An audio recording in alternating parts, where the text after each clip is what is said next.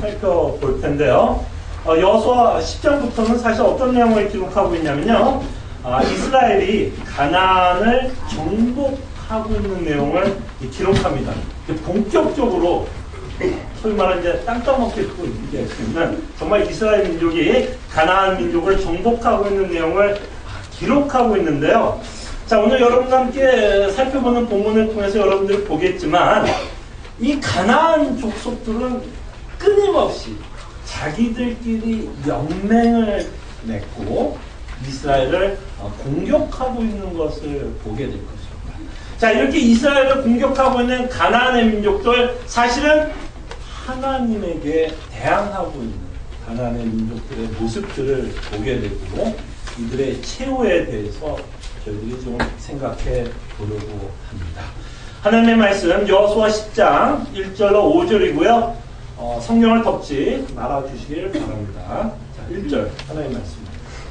그때 여호수아가 아이를 빼앗아 진멸하되 여리고와 그 왕에게 행한 것 같이 아이와 그 왕에게 행한 것과 또 기본 주민이 이스라엘과 화친하여 그 중에 있다 함을 예루살렘 왕 아도니세덱이 듣고 크게 두려워하였으니 이는 기브온은 왕도와 같은 큰 성임이요 아이보다 크고 그 사람들은 다 강합니다. 예루살렘 왕 아도니세덱이 헤브론 왕 호암과 야르뭇 왕 비람과 라기스 왕 야비아와 에글론 왕 드빌에게 보내어 이르되 내게로 올라와 나를 도우라. 우리가 기브온을 치자. 이는 기브온이 여호수아와 이스라엘 자손과 더불어 화친하였습니다. 아멘. 아모리 족속의 5왕들 곧 예루살렘 왕과 헤브론 왕과 야르밋 왕과 라기스 왕과 에글론 왕이 함께 모여 자기들의 모든 군대를 거느리고 올라와 기브온에 대진하고 싸웁니다. 네.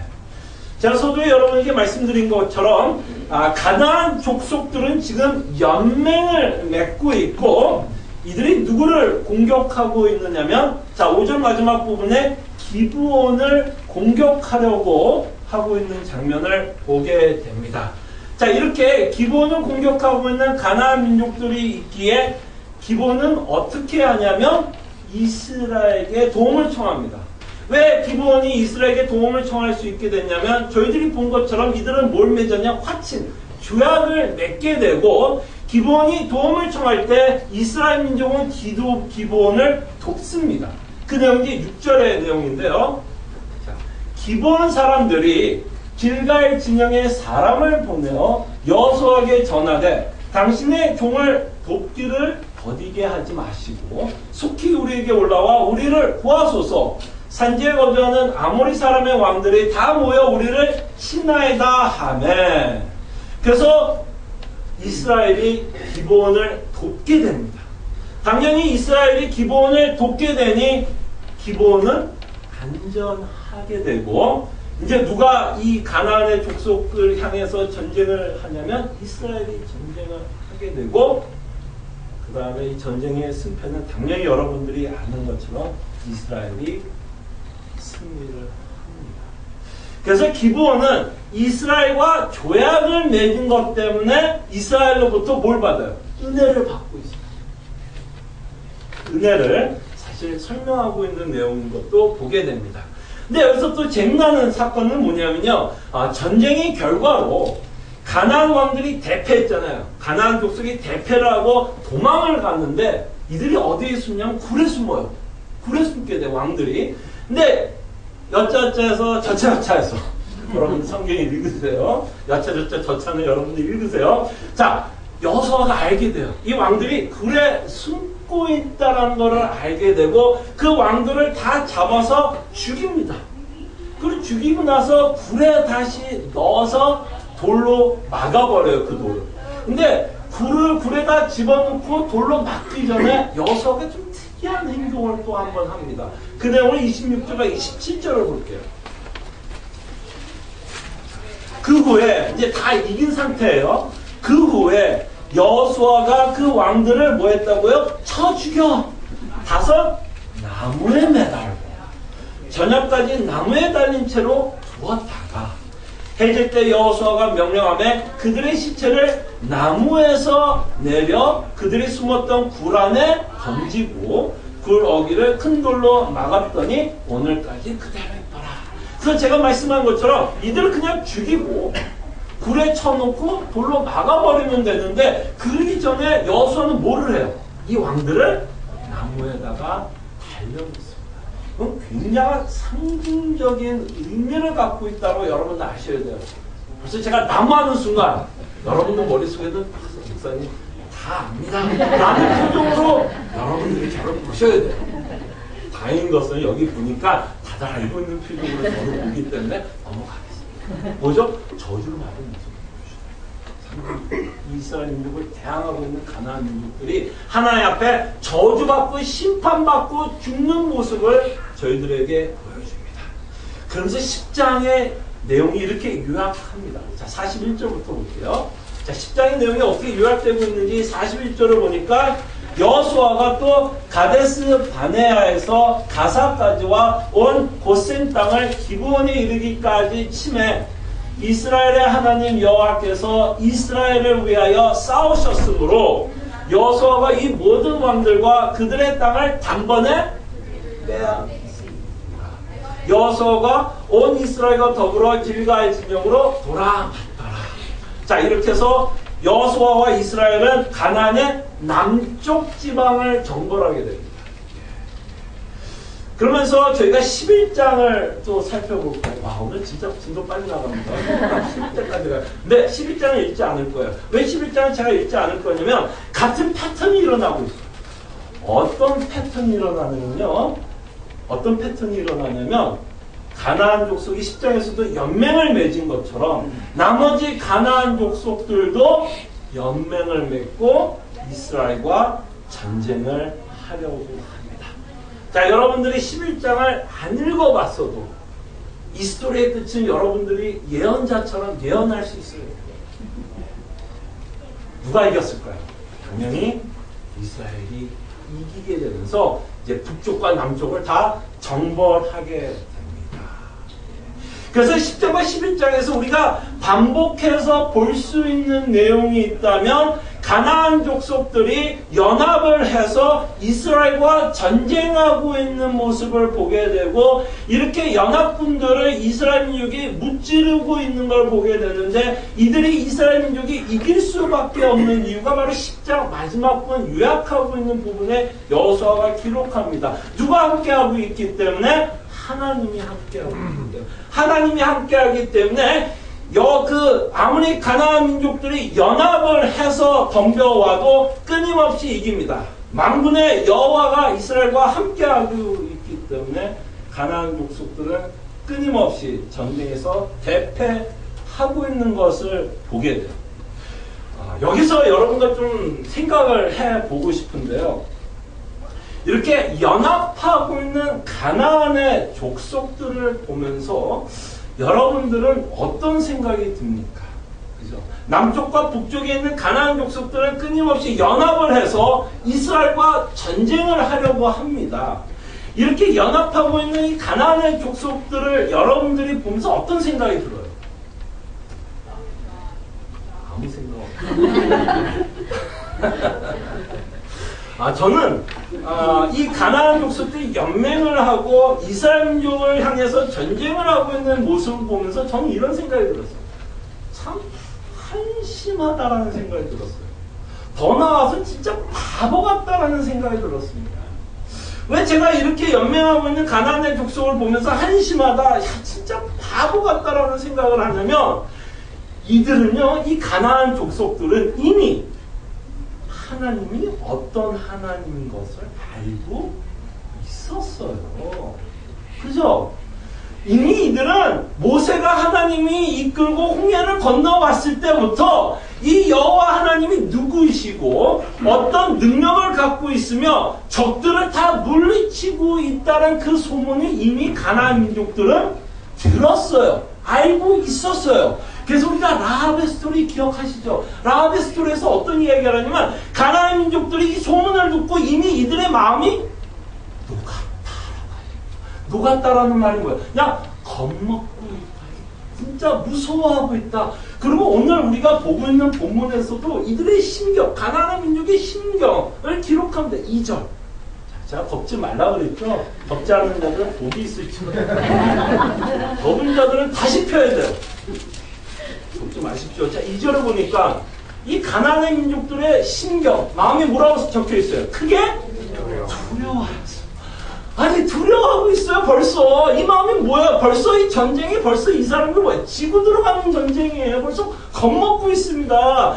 전쟁이 되지 않을 전쟁을 이들은 하려고 하는 거예요, 지금. 그러니까 제가 이 가나안의 민족들 보면 무슨 생각이 들어요? 한심한 거죠. 바보죠. 아니, 뻔히 질전쟁을 왜 해요? 자기 목숨 걸어가면서 왜 질전쟁을 합니까? 바보같이. 그럼 진짜 현명한 사람은 어떤 사람이 현명할까요?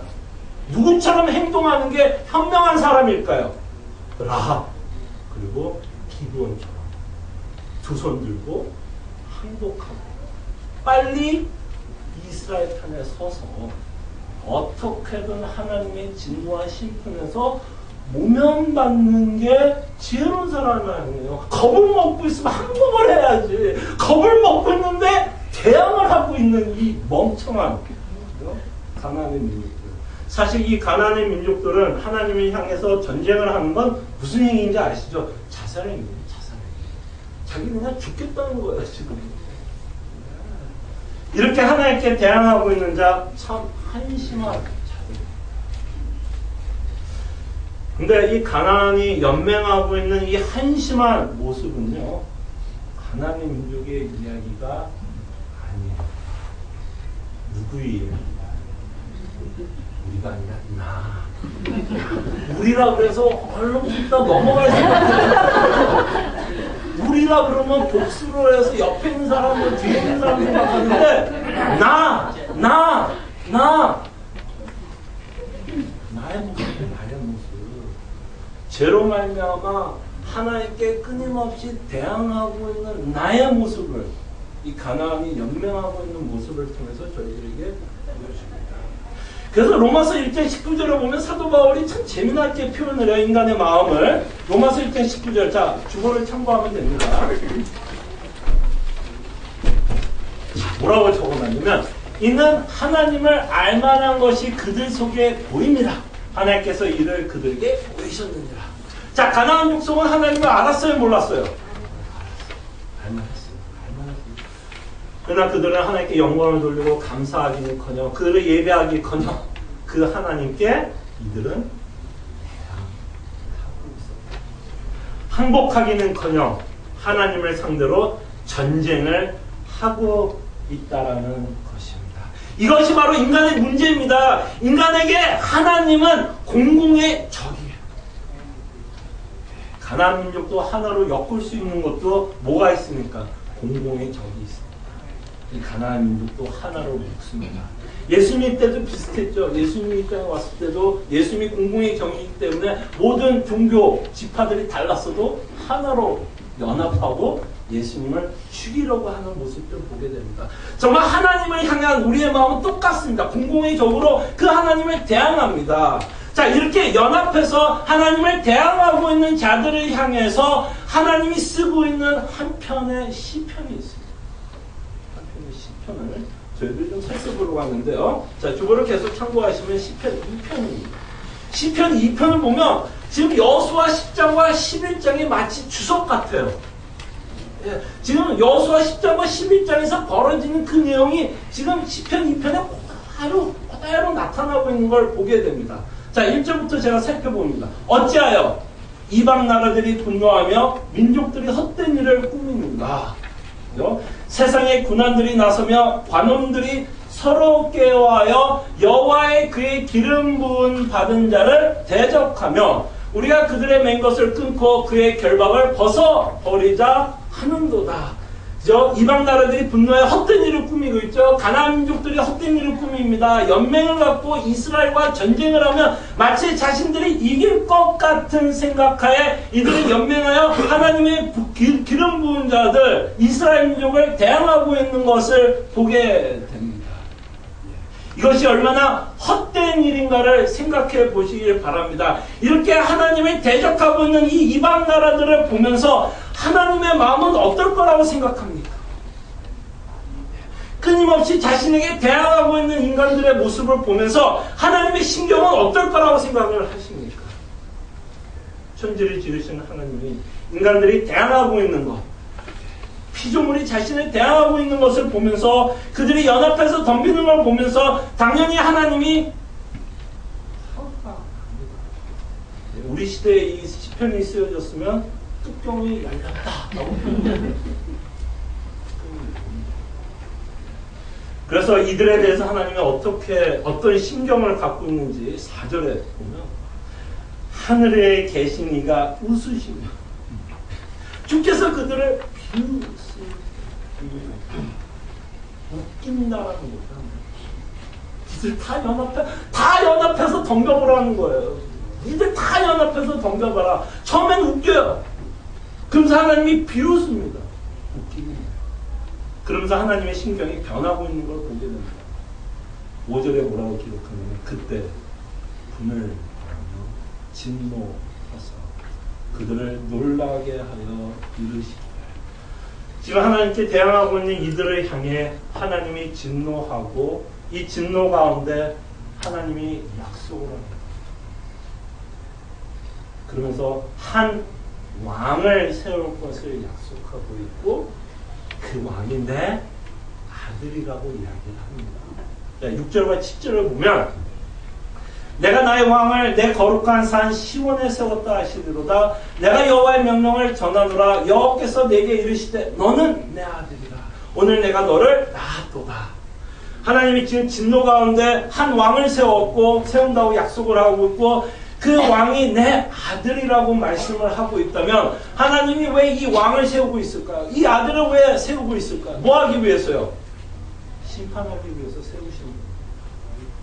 지금 컨텍스트가 그거 아닙니다. 다 대항을 하고 있고 하나님이 진노하기 때문에 그 진노 중에 하나님께서 예언하고 약속한 것 내가 한 왕을 세울 건데 내가 이 왕을 통해서 너희들을 다 심판할 것이라고 그럽니다. 그래서 9절에 보니까 내가 여기서 말하는 내가는 그 아들이에요.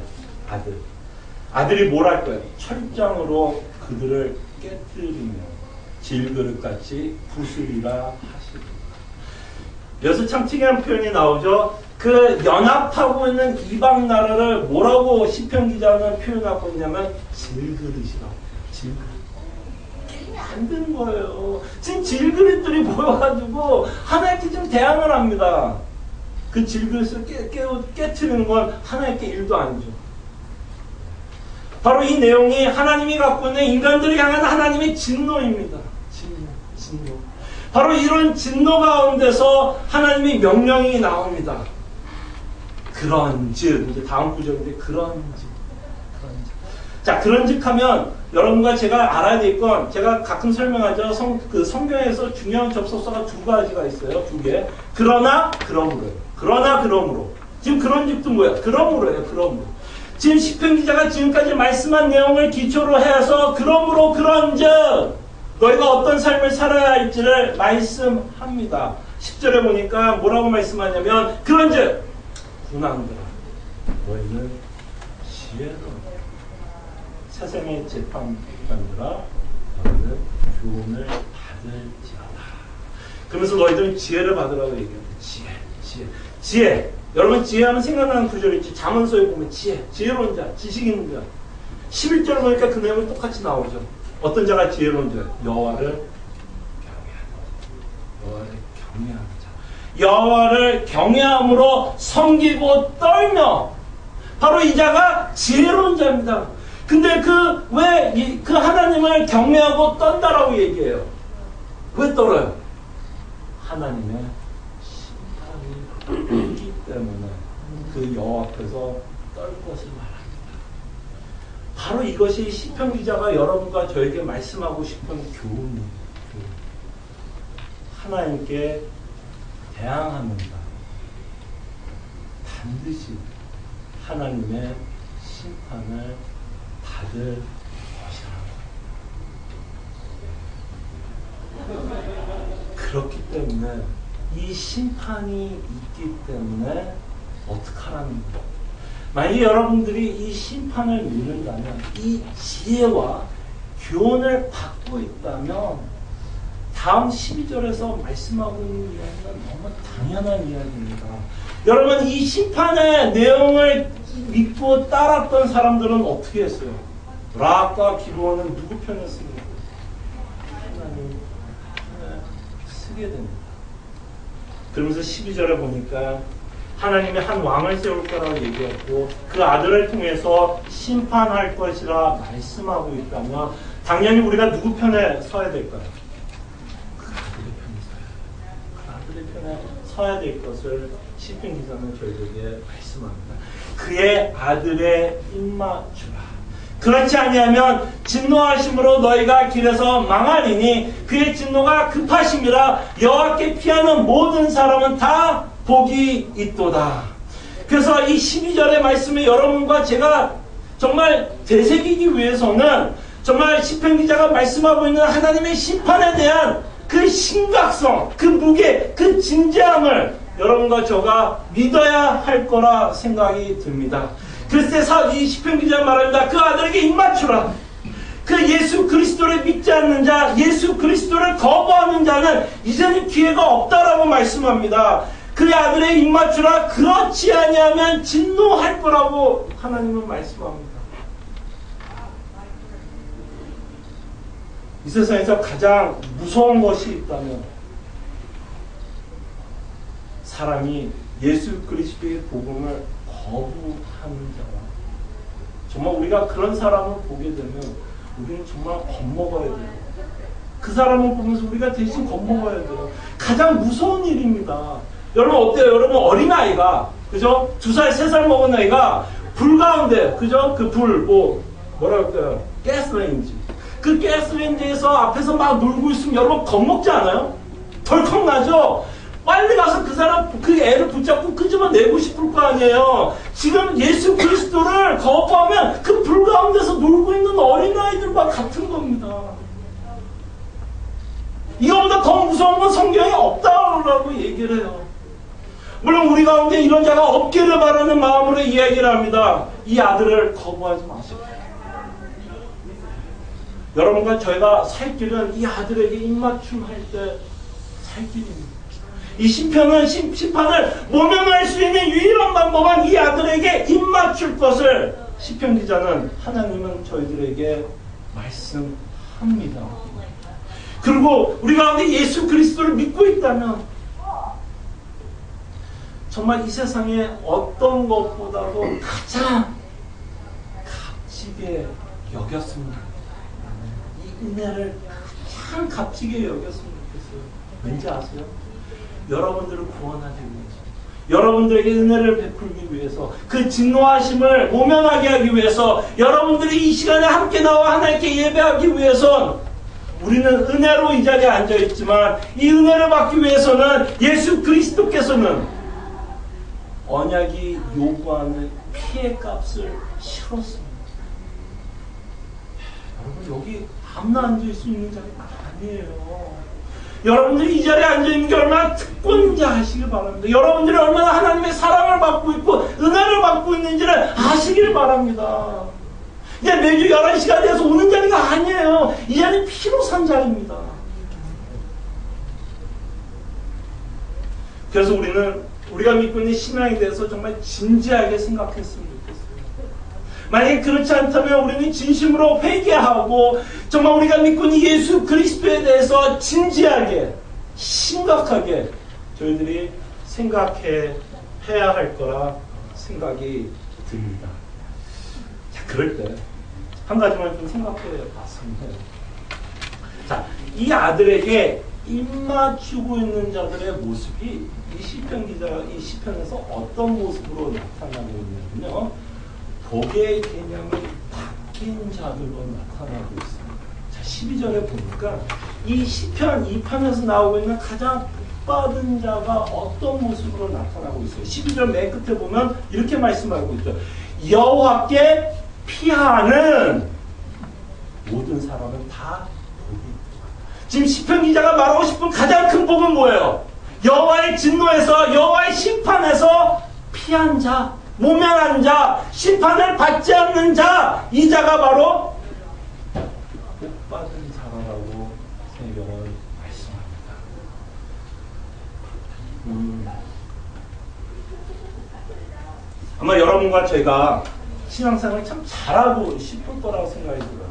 정말 아마 여러분과 저는 정말 예수님이 잘 믿고 싶을 겁니다. 정말 하나님의 말씀에 순종하면서 살아가고 싶을 거예요. 그리스도에서 자라나고 싶을 것이라 생각이 듭니다. 그때 여러분과 제가 반드시 바뀌어야 될 게 하나 있어요. 정말 신앙생활 잘하기 위해서, 예수님 잘 믿기 위해서는요, 여러분과 제가 뭐 요새 쓰는 말이 이런 말이다. 패러다임 시프트. 정말 여러분의 생각이 바뀌어야 돼요. 뭐에 대한 생각이 바뀌어야 되냐면 복의 개념이 바뀌어야 돼요. 복의 개념이 바뀌지 않고서 예수님을 즐길 수 없습니다. 이 땅의 것과 하나님의 복을 똑같이 생각하는 나 여러분과 저는 이 복음을 즐길 수가 없어요. 여러분과 저의 복의 개념이 바뀌어야 신앙생활 잘할 수 있습니다. 저는 가끔 솔로몬을 생각하면요, 목사가 이런 얘기해도 될지 모르지만 솔직하게 말씀을 드리면 저도 좀 솔로몬 같이 이 땅에서 좀 부귀영화 좀 누리고 그러면서도 좀 믿음 생활 잘했으면 좋겠다는 생각이 들어요. 그죠? 그러니까 믿음 생활 아예 안 하고 부귀영화하면 안 되지만 이거 믿음 생활 잘하고 믿음도 좋고 솔로몬처럼 부귀영화도 누리고 왕으로 권세를 갖고 이 땅에 정말 다 갖고 사는 이왕이면 다 엉치만 믿음도 있고 부귀영화도 누리고 솔로몬을 보면 그러면서 참 좀 부럽다라는 생각이 가끔 제 마음속에 좀 드는 것 같아요. 여러분들도 몇 명 끄떡하시네. 감사합니다. 저만 그렇지 않아서. 그런데 참 재미나는 걸 저희가 보게 되는데요. 자, 이렇게 모든 거를 갖춘 왕, 정말 우리가 정말 부러워할 만한 부귀, 영화, 권세를 다 갖고 있던 자가 죽을 때 되어서 자신의 인생을 회고하면서 고백하는 말이 여러분들 굉장히 잘 아는 헛되다라는 거예요.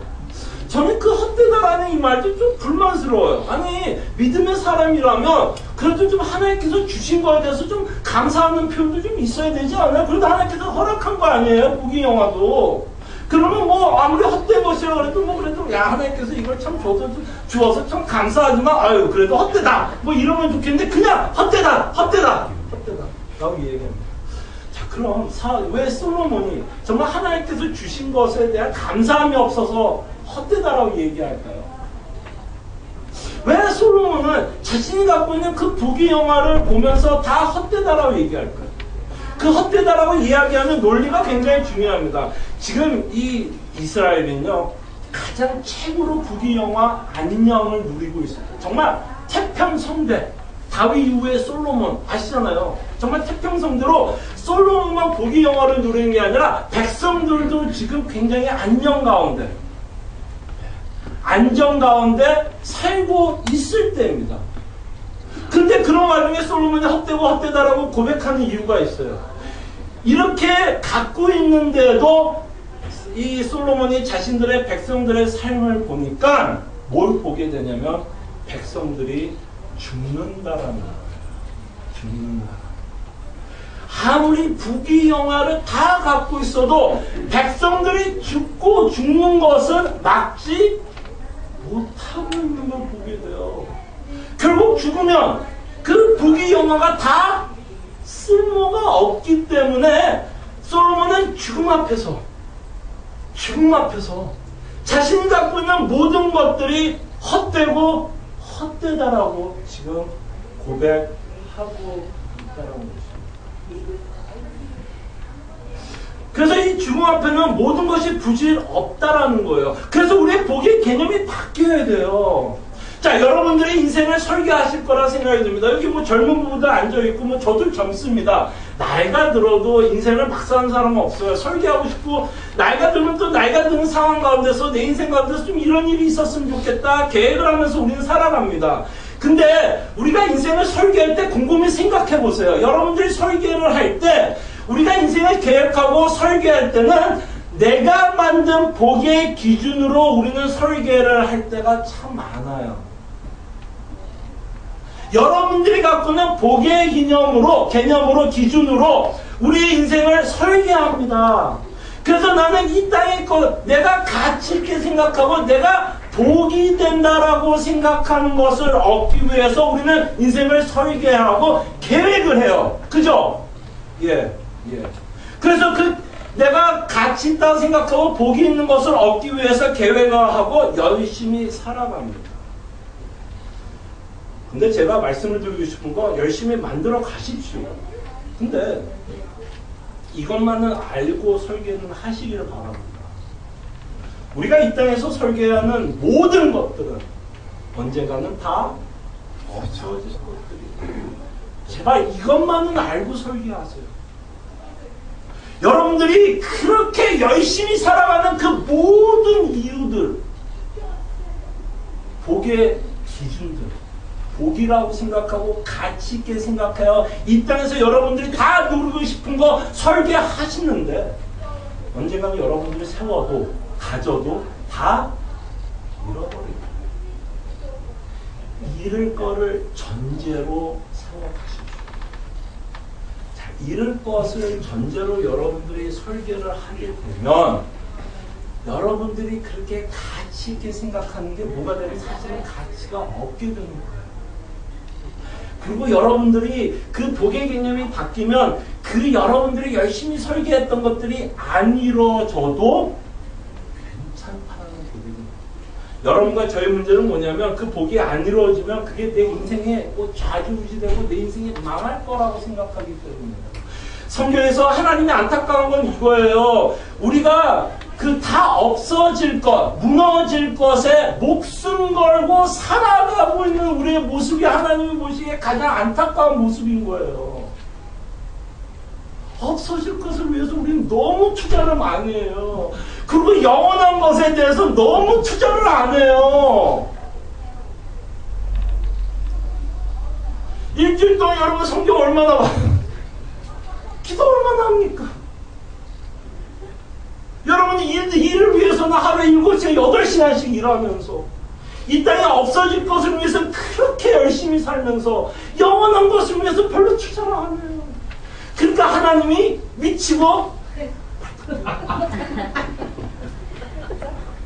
여러분 그렇지 않겠어요? 여러분 자녀가 정말 쓸데없는 것을 놓고 여러분에게 졸라서 아빠 이거 사줘, 엄마 이거 사줘 미치지 않아요? 어차피 이틀 놓으면 요새 토익은요 너무 좋은 게 많아서 일주일 놓으면 버려요. 그죠?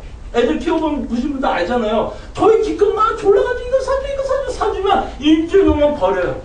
쓸데 없어져요. 우리는 그렇게 산다니까요. 쓸데없는 것, 정말 무너질 것에 목숨 걸고 영원한 것에 목숨 안 걸고. 그러니까 예수 믿는 게 재미가 없어요. 예수 믿는 게 재미가 없어요. 여러분과 제가 정말 예수 믿는다는 재미를 느끼기 위해서는 아까 말했던 복의 개념이 바뀌어야 돼요. 죄송하지만 여러분과 제가 복의 개념이 바뀌지 않나 예수님이 즐거울 수가 없어요. 왜? 하나님이 뭐가 복이라고 얘기해요? 지금 하나님이 뭐라고 복을 얘기해요? 이 심판에서 모면받는 자가 복이라고 이야기하는데 나는 그 심판에 대해서 전혀 관심이 없어.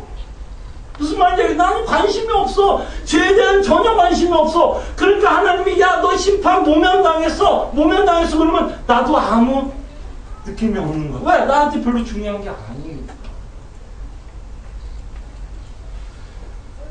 사실 여러분과 저희가 그 여호수아를 함께 공부하면서 제가 계속해서 여러분들에게 반복적으로 아마 이야기하고 있는 내용이 있다면 지금 계속해서 심판, 죄에 대해서 여러분에게 말씀하고 있다는 거를 지금쯤 이제 느끼실 거예요.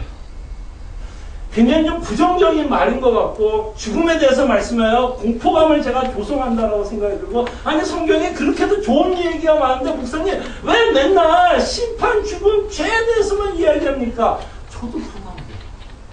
아니 이 자리에 서가지고 여러분 앞에 맨날 심판, 죄, 죽음 얘기하는 거 쉽지 않아요. 근데 제가 왜 이 얘기를 하는지 아세요? 왜 심판, 죄, 죽음에 대해서 얘기하는지 아세요? 바로 이 문제 해결하려고 예수님이 왔기 때문에요. 다른 문제 해결하려고 온 게 아니기 때문에. 그러니까 맨날 우리는 이거죠. 하나님, 내 문제 해결해 주세요. 근데 하나님은 뭐라 그러는지 알아? 다 해결했다. 아니요, 하나님 이것도 해결해 주세요. 아니, 내가 다 해결했는데. 그게 삐뚤어 안 맞는 거야. 하나님은 다 해결했다고 얘기하고, 예수 그리스도 안에서 다 해결했다고 얘기하고, 우리는 뭐야? 다 해결 안 된 거죠. 왜? 이 죄의 문제, 심판의 문제에 대한 경각심이 없다 보니까 당연히 우리의 마음은 뭐가 더 중요하다고 생각이 드는 거예요. 돈, 자녀, 건강. 이게 더 크게 느껴져요. 그러니까 결국엔 우리가 하나님께 기도할 수 있는 내용이 뭐예요? 주님, 돈이 필요하면 돈 좀 더 주세요. 건강이 나쁘면 건강 더 주세요. 자녀가 좀 안 되면 자녀 잘 되게 해주세요. 여기서 머물 수밖에 없어요. 왜? 그게 내 인생에서 가장 중요한 거니까. 그 심판에 대해서, 죄에 대해서는 전혀 그거에 대한 저희들이 기도가 잘 나오지 않는 건 그 문제에 대한 심각성이 저희들이 없기 때문일 수도 있다는 것입니다. 근데 정말 우리가 심판을 아는 것만큼, 죄를 깨닫는 것만큼 정말 예수님 믿는 재미가 솔솔 날 거라 저는 생각이 듭니다. 그리고 제가 심판에 대해서 강조하는 이유는요, 이 죽음이 있다는 것을 통해서 사실은 여러분의 인생의 최종 권위자는 여러분이 아니라는 걸 성경은 말하는 겁니다. 여러분과 저는 아무리 잘났어도요, 이기지 못하는 한 가지가 있어요. 죽음은 이기지 못해요. 아까 말했던 솔로몬의 인생을 통해서 부귀영화 다 가졌어도 죽음은 못 이겨요. 그거를 통해서 하나님은 뭘 하냐면 서열 정리, 족보 정리라 그러죠, 여러분. 누가 위아래인지를 보여주는 거야. 죽음을 이길 수 있으면 하나님께 대항하십시오. 여러분들 정말 죽음을 이길 수 있다면 대항하세요. 근데 정말 죽음을 대항할 수 없다면 그 아들을 믿으세요. 그리고 그것이 여러분과 저에게 하나님이 줄 수 있는 최고의 복이라고 믿으시길 바랍니다. 그러면 예수를 믿는 게 진짜 재밌습니다. 함께 기도합시다.